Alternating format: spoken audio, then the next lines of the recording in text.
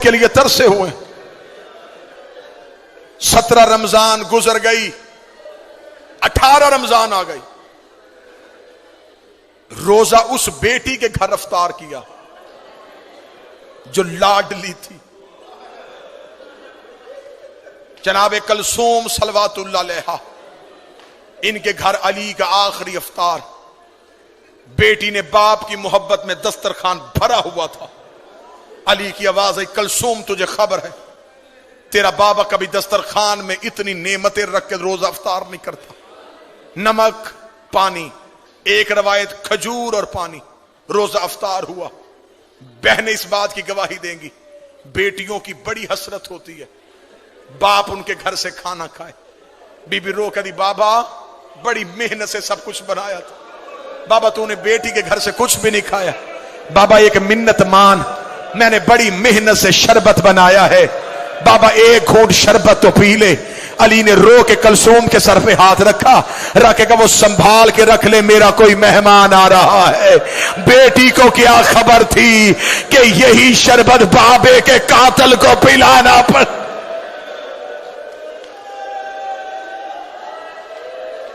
امیر المومنین مصلی عبادت پہ آ گئے.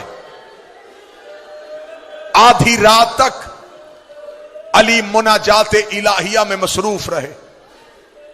اس دن علی کی مصلی پہ اللہ سے گفتگو کرنے کی طریقہ اور گفتگو کا انداز بدلا ہوا تھا. علی کی اولاد ایک حجرے میں اکٹھی ہو گئی. بی بی عالیہ رو کے کہتی ہے حسین میں نے خواب دیکھا ہے، کعبے کے غلاف کو آگ لگی ہوئی ہے. حسین رو کے کہتے ہیں میں نے خواب دیکھا ہے میری ماں کے سر سے چادر اتری ہوئی. اللہ کوفے میں خیر کرے. باہر والے دروازے پہ دستک ہو گئے. جناب عباس دروازے کی جانب چلے. علی کی آواز آئی عباس رک. یہ روایت اگر برداشت کر لو گے تو اسی پہ بڑا ماتم. عباس رک. عباس وہیں پہ رک گئے. امیر المومنین جھکے ہوئے چہرے کے ساتھ دروازے کی طرف گئے. آدھی رات بالکل ضربت والی صبح ہونے والی ہے. یہ روایت ہے 1819 کی درمیانی رات. تھوڑی دیر بعد علی مسجد میں جانے والے. آدھی رات علی نے گھر کا دروازہ کھولا. 4 گھوڑے سوار امیر المومنین کے دروازے پہ کھڑے تھے. چاروں کے چہرے پہ نقاب تھے. علی نے کہا من انتم، کون ہو تم؟ چاروں گھوڑوں سے اترے. علی کے پاؤں پہ ہاتھ رکھے. پہلے کی آواز آئی مولا میں حذیفہ یمانی ہوں. دوسرے کی آواز آئی یا امیر المومنین میں ابراہیم ابن مالک اشتر ہوں. تیسرے کی آواز آئی اے وارث محمد میں اسود بن نباتہ ہوں. چوتھے کی آواز آئی اے ابو الحسن میں عبداللہ ابن عفیف ہوں. علی کی آواز آئی چاروں میرے نوکر آدھی رات کو میرے دروازے پہ کیوں آئے ہو؟ مومن کے دل میں قبر حسین ہوتی ہے. ذاکر کا کام ہوتا ہے صرف جملہ پڑھنا. حذیفہ یمانی رو کے کہتا یا علی جب سے یہ 40 ہجری کا رمضان آیا ہے ہمیں تیری تقریروں سے ڈر لگ رہا. یا علی آپ سے ایک بندے نے پوچھا تھا کہ آپ نے داڑھی خضاب کیوں نہیں کی؟ آپ نے کہا تھا ان قریب یہ لہو سے خضاب ہونے والی. یا علی آپ نے ایک دن ایک صحابی سے پوچھا تھا کہ آج رمضان کی کیا تاریخ ہے؟ اس نے کہا تھا 16. آپ نے کہا زیادہ گزر گئے تھوڑے رہ گئے. یا علی ہم نے کوفے میں ایک شخص کو زہر خریدتے ہوئے دیکھا ہے. یا علی کوفے کے حالات بہتر نہیں ہیں، تیری تقریروں کا انداز بدل گیا ہے. یا علی ہمیں بڑا ڈر لگ رہا ہے. ہم چاروں نے مل کے قسمیں کھائی ہیں کہ ہم آپ کو تنہا نہیں چھوڑیں گے. آپ گھر ہوں گے ہم دروازے پہ پہرا دیں گے، آپ مسجد میں جائیں گے ہم دروازے پہ پہرا دیں گے. یا علی ہم آپ کو تنہا نہیں چھوڑیں گے. علی نے ہاتھ اٹھا کے کہا اللہ تمہیں جزائے خیر دے، تم نے اپنے وقت کے امام کا خیال رکھا، لیکن میں حکمن کہتا ہوں مجھے پہروں کی ضرورت نہیں. اگر پہرا دینا ہوتا میرا عباس جیسا بیٹا ہے، میرا حسن جیسا بیٹا ہے، جاؤ اپنے اپنے گھروں کو واپس چلے جاؤ۔ حذیفہ یمانی کہتا ہے علی کے حکم کے بعد ہم پہ کھڑا ہونا حرام ہو گیا تھا۔ حذیفہ کہتا ہم چاروں گھوڑے لے کے علی کی گلی سے روتے ہوئے نکلے۔ حذیفہ یمانی کہتا ہے جب میں علی کی گلی کا موڑ مڑنے لگا، میں نے آخری بار مڑ کے علی کی طرف دیکھا، علی ہاتھ ہلا کے کہہ رہے تھے حذیفہ اللہ کے حوالے، حذیفہ اللہ کے حوالے، حذیفہ اللہ کے حوالے۔ حذیفہ کہتا میں روتا روتا گھر آ گیا، میں نے اپنے سر سے امامہ اتارا، دیوار پہ مارا، تلوار نکالی، ریت پہ پھینکی، میں ایڑیاں رگڑ کے رونا شروع ہوا۔ میری بیوی قریب آ کے کہتی ہے علی کا سپاہی ہو کے بچوں کی طرح کیوں رو رہا ہے؟ رو کے علی کے دروازے میں پہرا دینے گئے تھے، علی نے خالی واپس بھیج دیا۔ کوفے کے حالات بہتر نہیں ہے، بیٹیاں بابے کی شاہی دیکھنے کے لیے آئی ہے۔ حذیفہ کہتا میری زوجہ کہتی ہے علی کو تیرے پہرے کی کیا ضرورت ہے، وہ فاتح خیبر ہے، اس کی تلوار سے زمانہ ڈرتا ہے۔ حذیفہ کہتا میں روتا روتا سو گیا، تھوڑی دیر کے بعد میری بیوی نے میرا کاندھا ہلایا، ہلا کے دی حذیفہ جاگ، سونی یہ آواز کس کی ہے؟ حذیفہ کہتا میں تڑپ کے اٹھا، آواز آ رہی قد قتل امیر المومنین، زینب کا بابا مارا گیا، غازی کا بابا مارا گیا، علی کو ضرب لگ گئی، علی کوفے میں کہتا حوصلہ حوصلہ حوصلہ، قد قتل امیر المومنین، علی کو سجدے میں ضرب لگ گئی۔ حذیفہ کہتا میں دوڑا، جو شہادت علی سننے آئے، اب مجھ پہ سوال کرو کہ علی کے بیٹے کہاں تھے؟ کوفے کی جامعہ مسجد میں علی امامت کرواتے تھے، کوفے کی چھوٹی مسجدوں میں علی کے بیٹے نماز پڑھاتے تھے۔ کہیں سے حسن بھاگا ہوا، کہیں سے حسین دوڑا، غازی جہاں سے دوڑ رہا ہے وہاں سے دیواریں ہل رہی۔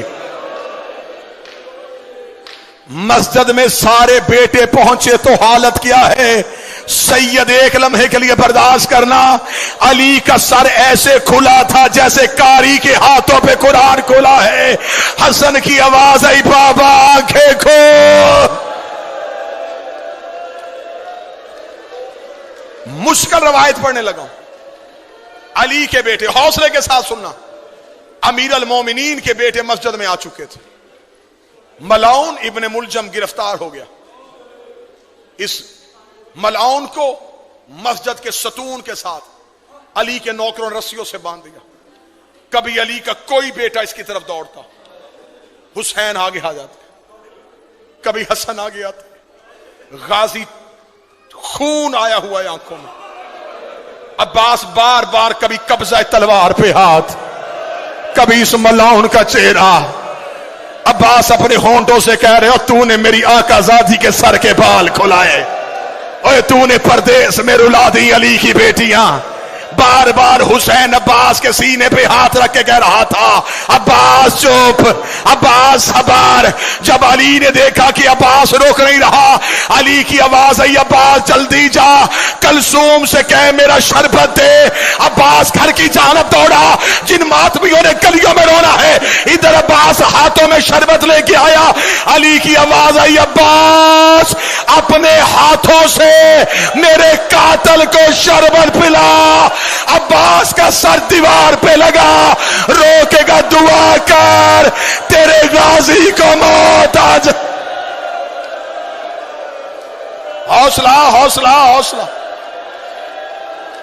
بابا میں تیرے قاتل کو شربت پلاؤں؟ آواز آئی عباس تجھے تیار کر رہا ہوں، آج میرے قاتل کو شربت پلا، کل حسین کے کہنے پہ زینب کا خیمہ ہٹانا۔ عباس تو نے بڑے صبر کرنے ہیں، عباس تو نے بڑے حوصلے دکھانے۔ نماز جس پہ ضرب لگی یہ نافلہ نماز کا آخری سجدہ تھا، واجب نماز جناب حسن کی امامت میں ادا ہوئی۔ نماز حسین کی بھی کربلا میں بڑی مشکل تھی، نماز کوفے میں حسن کی بھی بڑی مشکل تھی، بابے کا لہو مسلح پہ تھا اور حسن نے کہا اللہ اکبر. ادھر زخمی علی کو اٹھایا گیا، ادھر علی کی بیٹیاں دروازے پہ آ کے کھڑی ہو گئیں. علی کی آواز آئی، حسن میرے صحابہ کو واپس بھیج دے، میں علی گوارا نہیں کرتا میری زینب کی آواز کسی صحابی کے کان میں چلی. امیر المومنین کو گھر میں لایا گیا. 19 رمضان کا دن گزر گیا، 20 کی رات گزر گئی، 20 کا دن گزر گیا، 21 کی رات آئی. پوری ذمہ داری کے ساتھ پڑھنے لگا. 2 راتیں علی کی بڑی بیٹی عالیہ حجرے کا پردہ ہٹا کے چھپ چھپ کے بابے کو دیکھتی رہے. بالکل آخری جملے پڑھنے لگا ہوں، اس کے آگے نہیں پڑھوں گا. 21 رمضان کی رات بی بی نے حسن کو اپنے حجرے میں بلایا. مصلے پہ اٹھ کے کھڑی ہوئی، رو کے کہتی حسن 2 دن ہو گئے میرے بابے کو زخمی ہو.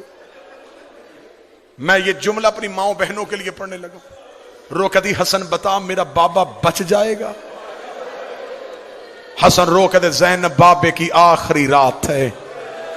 رو کے کہتی پھر مجھ پہ ایک احسان کر، میں ماں کے بغیر کبھی بابے سے ملی نہیں تھی، ایک بار مجھے اپنے ساتھ لے جا کے بابا ملوا دے. حسن کی کمر کے پیچھے چلی علی کی بیٹی. علی کا حجرہ بیٹوں سے بھرا ہوا تھا. حسن کی آواز آئی بابا تجھے زینب ملنے کے لیے آئی ہے. علی بسم اللہ کہہ کے اٹھ کے بیٹھے. علی کی آواز آئی میرا ہر بیٹا میرے حجرے سے چلا جائے، آج میری بیٹی مجھے ملنے کے لیے آئی ہے. علی کی بیٹے حجرے سے نکلنے شروع ہوئے، زینب کا بدن کانپنا شروع ہوا. ادھر سے حسین زینب کے قریب سے گزرے. بی بی نے اب حسین کی ابا میں ہاتھ ڈالا، رو کے کہتی تو رک جا، تو میرے حصے کا بھائی ہے، تیرے بغیر تو میں کربلا بھی نہیں جا سکتی. علی کی آواز آئی حسین تو بھی چلا جا. اب اکیلی بیٹی رہ گئی اور ایک زخمی باپ رہ گیا. بی بی رو کری بابا میں زندگی میں تجھ سے کبھی بولی نہیں تھی، بابا تیری آخری رات ہے. علی کی آواز آئی زینب میرے سرہانے بیٹھ کے مجھے قرآن سنا. علی کی بیٹی نے قرآن پڑھنا شروع کیا. علی نے رونا شروع کیا. رو کری بابا تو کیوں رو رہا ہے؟ رو کر بس تیرا لہجہ سننا تھا، اب مجھے پتا چل گیا تو شام کے بازاروں میں خطبے پڑھ لے گی. ادھر علی کی آنکھیں بند ہونی شروع ہوئی.